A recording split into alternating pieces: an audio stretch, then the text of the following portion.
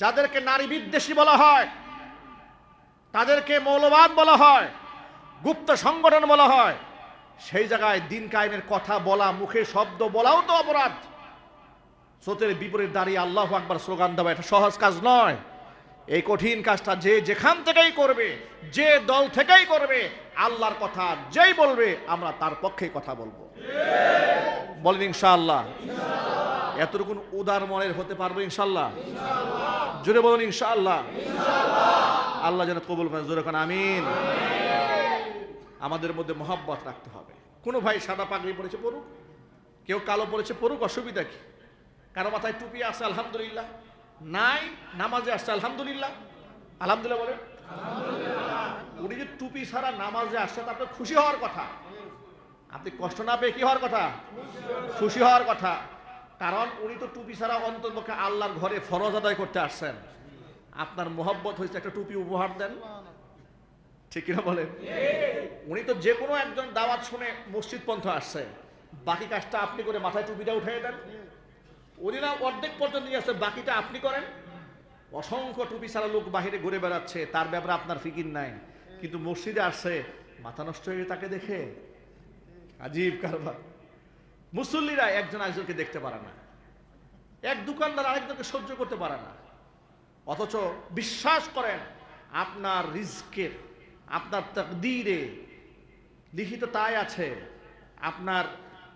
আপনি যখন মায়ের গর্ভে এসছেন, মালাকুল আরহাম রেহমের ফেরেশতা আপনার ব্যাপারে নির্ধারণ করে দিয়েছে আপনি কতটুকু খাবেন, আপনি কবে মরবেন, এসব আল্লাহর পক্ষ থেকে নির্দেশনা পেয়ে অলরেডি লিখে ফেলেছে।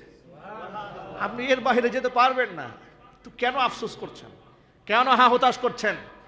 আপনার রিজিক আরেক দোকানদার খাবে না, আপনার রিজিক আরেক হুজুর খাবে না, আপনার রিজিক আরেক আলেম খাবে না। সুতরাং নিজেদের মধ্য থেকে এই অহমিকা, হাসাদ, হিংসা দূর করে মনটাকে প্রশস্ত করে আমরা আগামীর দেশকে কোরআন সুন্নাহর দেশে বানাবো। আমরা বলি ইনশাআল্লাহ। পারবো ইনশাআল্লাহ। রাসূলের এই গুণটাই ধারণ করব। ওয়াল কাযিমিনাল গাইজ, ক্রোধকে নিয়ন্ত্রণ করব। ওয়াল আফিনা আনিন নাস, মানুষদেরকে আমরা ক্ষমা করে দেব এবং আমরা সাথে সাথে মানুষদের প্রতি ইহসান করব। আল্লাহ রাব্বুল আলামিন যেন আমাদের সকলকে কবুল করেন, মঞ্জুর করেন। জোরে বলুন আমিন। আজকে আমরা সংক্ষিপ্ত পরিসরে যে কথাগুলো বলেছি, সবার আগে আল্লাহ তাআলা আমাকে, এরপর আমার ভাইদেরকে, আমার মা বোনদেরকে সকলকে আমল করার তৌফিক দান করেন।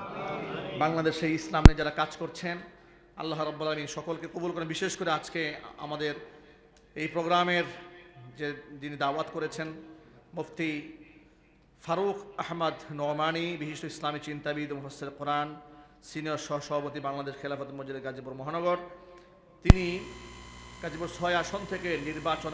এই ধরনের কথা উচ্চারণ করে না।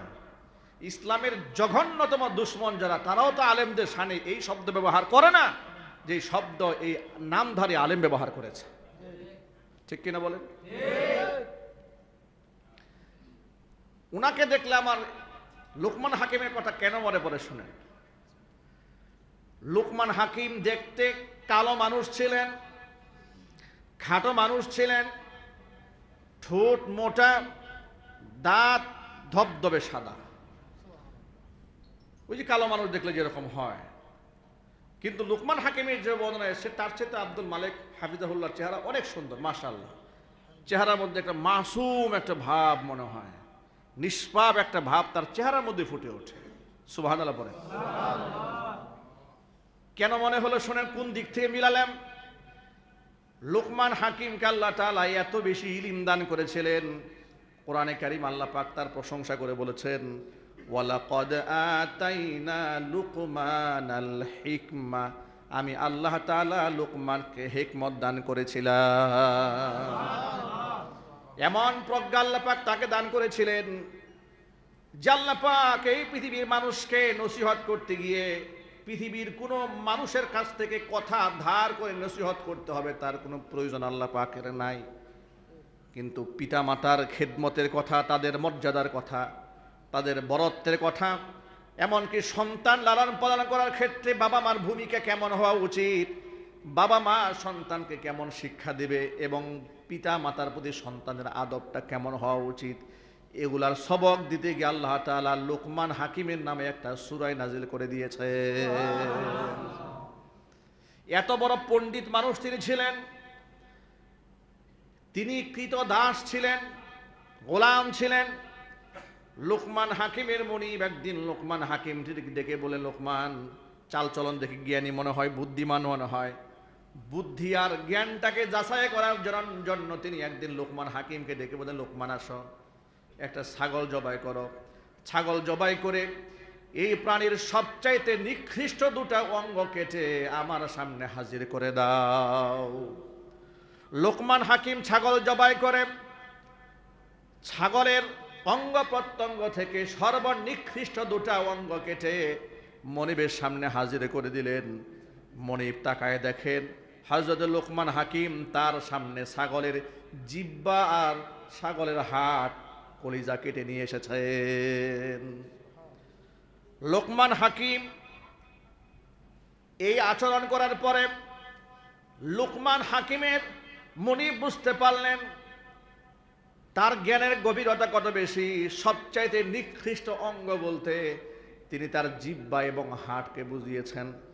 কয়েকদিন যাওয়ার পরে আবারও লোকমান হাকিমকে ডেকে মনিব বলছেন, তুমি আরেকটা ছাগল জবাই করো। জবাই করার পরে এই ছাগলের সবচেয়ে উৎকৃষ্ট মানের দুটা অঙ্গ কেটে আমার সামনে হাজির করে দাও। এবার লোকমান হাকিম আরেকটা ছাগল জবাই করে দুটা অঙ্গ কেটে সামনে নিয়ে আসলো।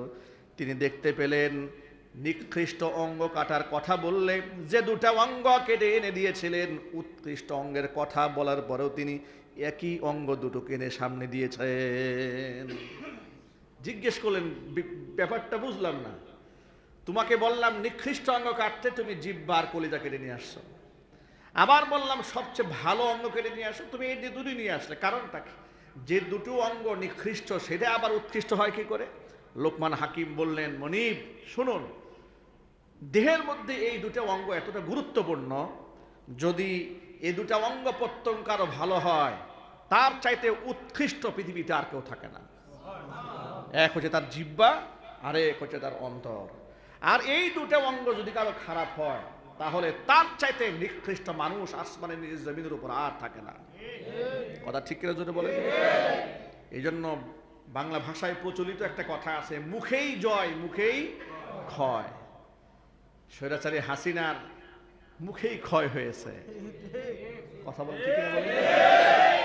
রাজাকারের বাচ্চা বলে গালি দিয়েছিল না, নাতিপুতি বলে গালি দিয়েছে না, মুখেই ওর ক্ষয় হয়েছে। ঠিক কিনা বলেন? ওই যে ডাকসু নির্বাচনে মুখে ওদের ক্ষয় হয়েছে। কাদের? যারা বলেছে ইসলামপন্থীদেরকে বলেছে এরা হচ্ছে পাকিস্তানে, এরা হচ্ছে রাজাকার, এরা হচ্ছে মৌলবাদী, মুখে এদের ক্ষয় হয়েছে। সচেতন নাগরিকদেরকে আর ইন্ডিয়ান ট্যাবলেট আপনি আর খাওয়াতে পারবেন না। যারা ইন্ডিয়ান ট্যাবলেট এদেশে ফেরি করে বেড়াতো, এদেশে তাওহীদি মুসলমানরা এদেরকে প্যাকেট করে হেলিকপ্টারে উঠাইয়া দাদা বাবুদের কুলে উঠাই দিয়েছে। ওই ট্যাবলেট এদেশে আর চলবে না। এই পচা গান্দা ট্যাবলেট নিয়ে মাঠে যেই নামবে জুতার বাড়ি সেই খাবে, একদম পরিষ্কার। ঢাকা ইউনিভার্সিটিতে হিজাব নিয়ে ওরা কটাক্ষ কম করে নাই।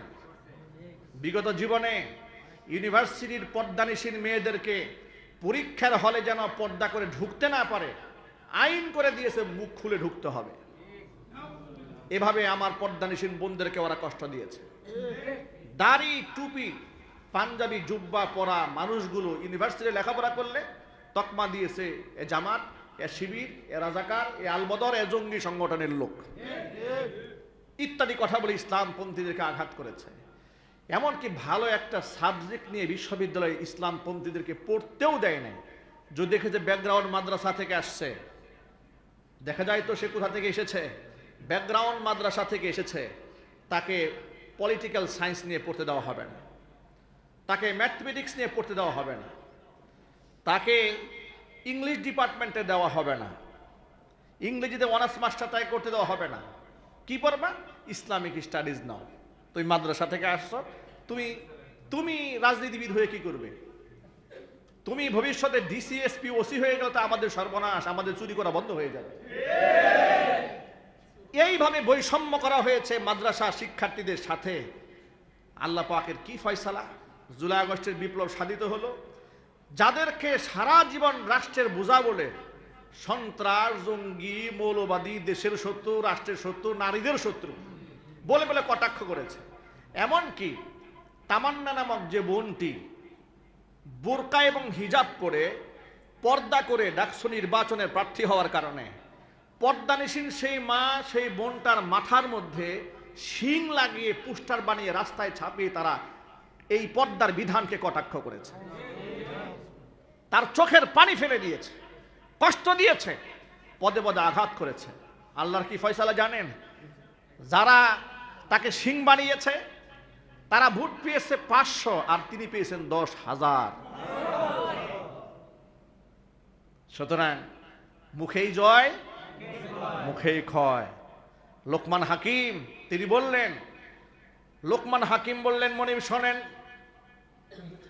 জিহ্বা এমন একটা অঙ্গ আর হার্ট এমন একটা অঙ্গ, এই দুটা অঙ্গ যদি কারো ভালো হয় দেহের মধ্যে এর চাইতে দামি অঙ্গ আর থাকে না, আর এটা যদি খারাপ হয়ে যায় দেহের মধ্যে এর চাইতে নিকৃষ্ট অঙ্গ আর থাকে না। কত গভীর জ্ঞানের অধিকারী আল্লাহ পাক লোকমান হাকিমকে বানিয়েছিলেন। কালো মানুষ এক বক্তৃতা মঞ্চে তাকে উল্লেখ করে একজন বলছে, কি কালো বিশ্রী মানুষ, ঠোঁটগুলো মোটা মোটা। লোকমান হাকিম কথার জবাব দিয়ে বললেন, হে আল্লাহর বান্দা, আমার বাহিরের চামড়াটা কালো হলেও আমার অন্তরটা আল্লাহ তাআলা আয়নার মতো স্বচ্ছ করে দিয়েছে।